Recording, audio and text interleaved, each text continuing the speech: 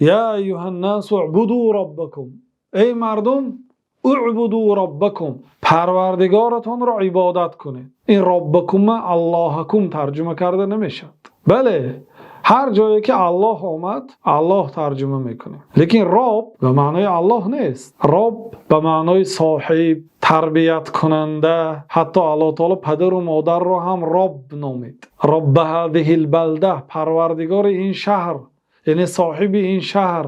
رب هذه الدار، پروردگار این حولی، صاحب این حولی. یعنی اینجا رب العالمین، یعنی پروردگار تمام عالمیان. ما به زبان تاجیکی وقتی که ترجمه میکنیم آن عباره هایی که ترجمه میشه ترجمه میکنیم. بله، نام الله تعالی اختلاف علما هست. آیا نام الله تعالی ترجمه میشود یا نه؟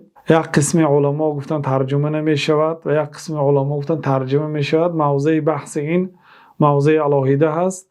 یا موضوع در نام الله و ترجمه کردن کلمه های اله، رب. این کلمه ها از الله فرق میکنند. اینا الله نیست. رب، اله، اینا به غیر الله تعالی هم اطلاق کرده می شود، به الله تعالی هم اطلاق کرده می شود. اما الله فقط به الله سبحانه و تعالی نام، لفظ جلالت، بزرگترین نام الله تعالی هست. اما اله به اله های باطل هم اطلاق کرده می شود. بنابراین لا اله نیست معبود. میگیم یگان معبود حقیقی نیست. یگان اله، یگان ذاتی که پرستش کرده میشد، اونا اله حقیقی نیستن.